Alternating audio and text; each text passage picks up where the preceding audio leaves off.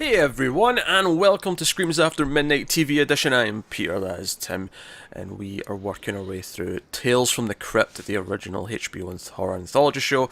This is going to be Season 4, Episode 8. It is called Showdown. Full spoilers for the episode, as always. So, this is a Western-themed episode. It is notable because Frank Darabont wrote it. Of course, he's the writer-director of Shawshank Redemption, Green Mile, The Mist. And it's directed by Richard Donner, who directed, Superman, The Omen, Lethal Weapon, bunch of stuff. He was to be fair, Richard Donner's one of the regular producers of the show, so he's obviously attached to it. But quite a bit of talent there between the writing and directing. What thoughts have you, Tim? What thoughts have you? They're both great people. They are great people. Certainly big talent. Obviously enjoy Frank Darabont quite a bit. Richard Donner. Honestly, I don't think I've seen that much other than Superman, but those are classics in their own right. You've seen the Goonies. Oh, yeah, he did that. Well, we won't hold that against him. What? You don't like the Goonies? Yeah, it doesn't hold up well. It holds up perfectly fine. Oh, no, we're cancelling the review, Tim. We need to talk about this. It's just a lot of kids screaming at each other.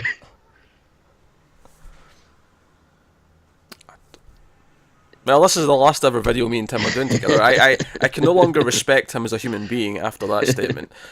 So, oh dear. So what is Showdown? What is Showdown about? It's actually really straightforward, and I mean I know it's a little bit like it brings in some like sort of high concepts, but it's actually fairly straightforward. It's in the Old West. You've got this outlaw named Billy Quintain who's on the run. He's apparently killed a lot of people. And this US Marshal, Tom McCurdo, played by David Morse, who's the only actor that I recognised in this episode. He pops up in a lot of stuff.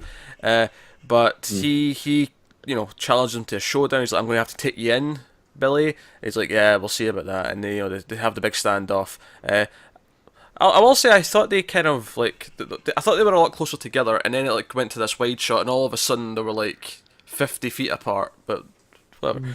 Yeah. So they have the shoot off, and Billy wins. Billy shoots the U.S. Marshal. He kills him, and there's this little standoff scene. And then he goes into this saloon nearby, and orders a drink, sits down. But there's this strange man, this Irishman, who's sort of showing him the trick of the cards, and he wants to sell him this potion. He's like, hey, this potion, I'll give it to you absolutely free. And he's like, no, I won't be taken for a fool. But he, since it's free, he's like, okay, fine. And he takes the drink. And that's when the episode really starts to get going. And you really see what the point of the episode is he starts to, everyone else in the bar, in the saloon, starts to be the people that he's killed. Like, he recognises Doc Holliday, he recognises other people he's killed. And then eventually we see David Morse's character again, Tom, who just shot outside. And it's basically like, yeah, we're all here to see you, Billy. Like, we're all, remember when you killed me? And it turns out the Irishman as well was like an innocent bystander who was shot when he was robbing a bank at some point. So, as all goes down, and they all kind of close in on him, and they're like, yeah, you belong with us. And it's very clear where this is going, I think, pretty quickly, where they're all like, yeah, you remember shooting me, but you don't really remember what happened next, do you? It's like, well, I came into the bar. It's like, did you come out of this bar? Did you walk up the steps? Did you come out of the saloon? And it's pretty clear at this point, okay, he's dead as well. But unlike the rest of them, he's refusing to let go. He's refusing to move on, and that's kind of what the episode is.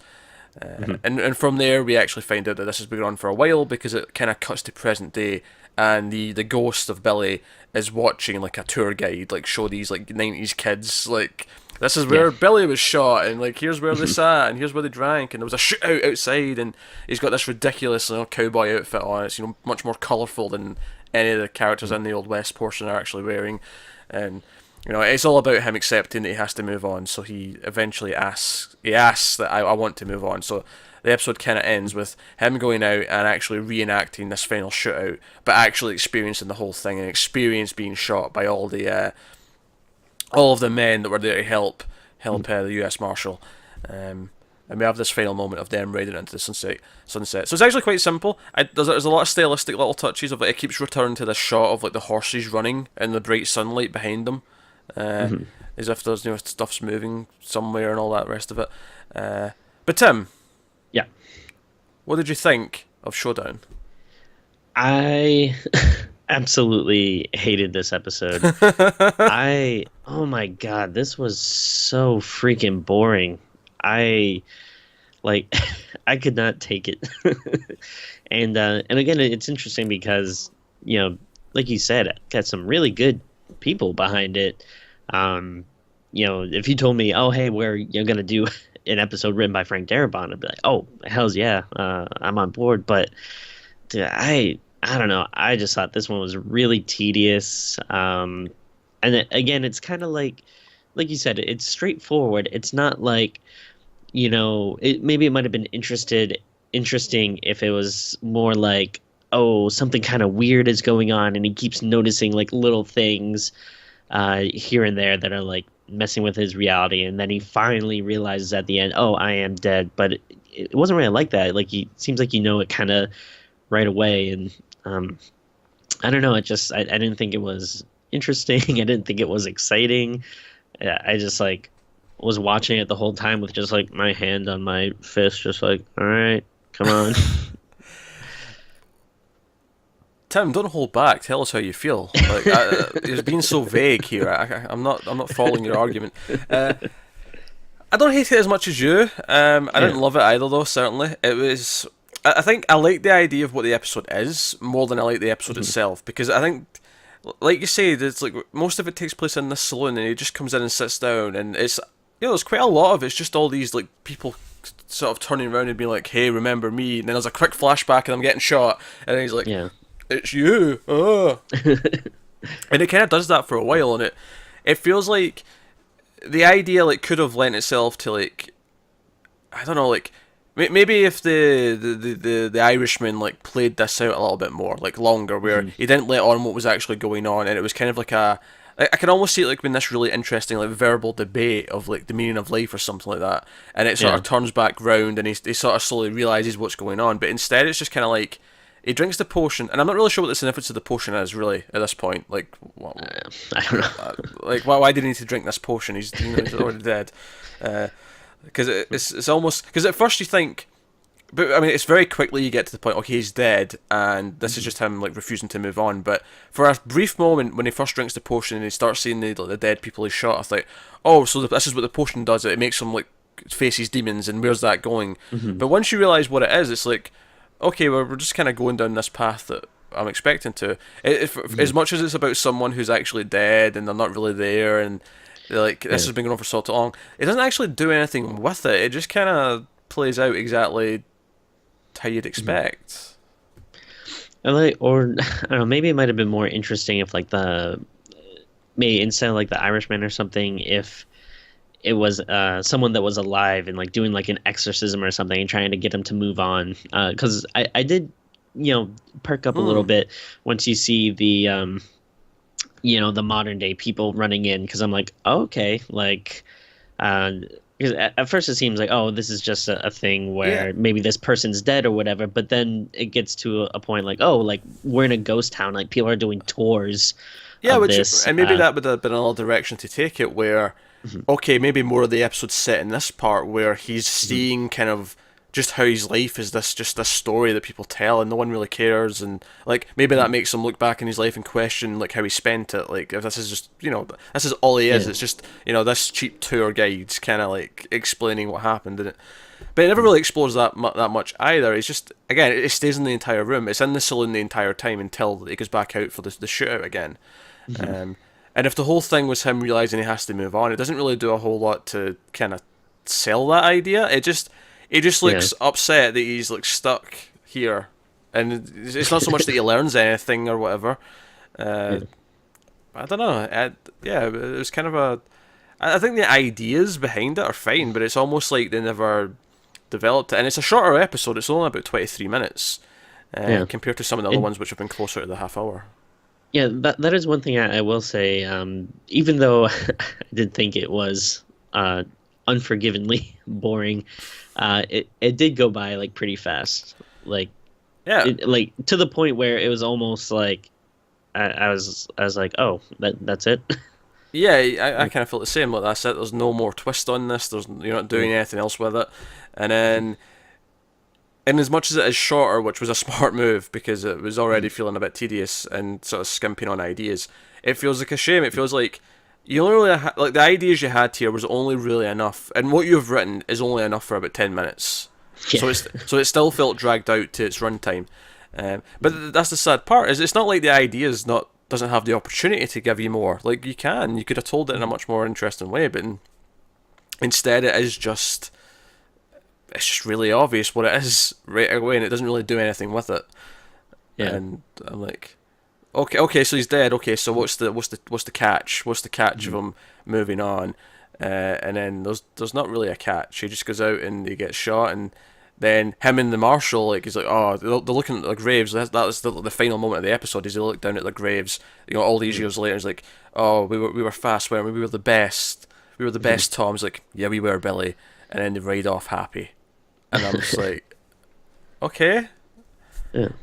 I think the problem is that I never really got to a point where I really felt he was developed as a character, so I didn't really care about him one way or the other. Yeah, that's definitely true. Like, it might have been a good ending to, if you're watching like a whole movie based on this guy's life, and you kind of see, his whole, rise as, a legendary outlaw, and then kind of, the decline, and then the world moving on, and going past him, then that might be kind of a sweet ending. But yeah, just as it is, you really don't care too much about him at all. I think it's because it just relies on the idea that he's like a stereotypical like villain in a western and a cowboy story. Yeah. Like he's just kind of like that. There's nothing to him. There's nothing about him that makes him interesting. And that's not to say you can't just use the archetypical character, but you have to do something with it. And here it just kind of doesn't. I don't know. It feels so lukewarm. It feels so. Oh yeah, but the idea's kind of there. Just go film something that fits it. Yeah. And it's weird. But the people involved, with the writer and director, both of whom have turned out amazing movies. It's just kind of weird that this is. And it looks nice. I'll give it that. So I mean, at least visually, Yeah. like I say, those shots like on the horizon of the horses running, like it looks pretty. Like I can give it that. It has a style to it. And I do kind of like Western, things. I guess you could have just said Westerns. Yeah. So I was actually kind of excited, like, oh, this could be a cool, we're doing a Western horror story. That's nice. It's a little different, but it didn't do too much. Yeah. And it wasn't even a horror story. That's the other thing. It was. I mean, Yeah. not that all Tales from the Crypt episodes are, and they don't all have to be, certainly, but. That would have been maybe what if there was a countdown because, like, say, the longer he refuses to go, something worse will come for him. Like maybe that would be the horror element you'd add in, that there's something, there's a ticking time bomb. But it doesn't actually feel there's a time limit. It just kind of feels like whenever he decides it's fine. There's no that's the thing. There's no stakes. There's absolutely no stakes in the story because it's just until he decides, and then once he decides that's fine, he's decided. Let's move on. Yeah. Or it would have been like interesting if maybe he keeps winning all these duels or whatever, and then finally like death comes for him, and he has to have a shootout with death or something like that. Could have been cool. But I can see it. But again, the idea that there's going to be like an opposing force that's coming for him. Yeah. But here it never feels like that. They actually feel like all the dead cowboys that he shot, or marshals or whatever. They all feel so friendly, and like, it's time to come to the afterlife, and nothing's very threatening about it at all. So it feels very, I don't know, just a bit of a damp squib.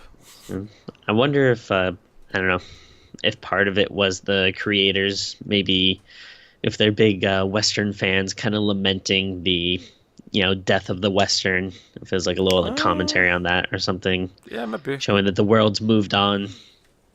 Yeah, I mean, obviously, Unforgiven is out around this time, but other than that, there wasn't a whole lot of examples for westerns. Once you get past like the 60s, it really, or maybe not 60s, yeah. It kind of started to die out a little bit. Like there was a time when the western thrived. It was like the biggest genre that that was like Hollywood was pumping them out like no tomorrow. Oh, how unprofessional of Tim. I have my phone on silent, but for some reason my iPod also just rang. Your iPod rang. Well, if that's not a cue to wrap this up, I don't know what is. Mediocre episode. I wouldn't say it's a bad episode. I don't think it's outright. Like, there's nothing about it that's outright terrible in any way. It's just it does not actually do anything with its elements to actually make it a satisfying or interesting story. I'll go say it's a bad episode. All right, Tim will say it's bad. Tim will say it's bad. Okay. It's not the worst. I was trying to I was so bored by it. I was like, is this the worst episode? I was like, well, I don't think it's offensively bad like some of the, we've had like problematic episodes like with dealing with like other cultures and stuff that are kind of like a little. Oh yeah. That I was like, all right, so it doesn't reach those heights, but or those lows. those lows, yeah. But yeah, oof. I mean, top 10 of my least favorite episodes, easily put it on there. I don't know if I'd go that far. For me, it's just kind of deep in the mediocre pit. Which is a shame. It's kind of like a disappointing one, though, because at least the other mediocre one's just like, well, I didn't expect anything from them, whereas this is like, I saw those names at the start, and I'm like, oh, this might be a classic. And then it just never really amounted to much. But there you go. That's episode 8 of Tales from the Crypt, season 4. I really need to think about those numbers sometimes. So let us know what you think of Showdown in the comments below if you've seen it. Like, subscribe, all that stuff. Get us on Twitter at mild_fuzz for channel updates. If you want to support the channel, head over to patreon.com/milefuzztv. You can do that over there, and you get these Tales reviews early for $1. That's like one of the $1 perks is you get these early videos. But that is otherwise us. So thank you once again for watching. Keep watching Scary TV, and we'll see you next time.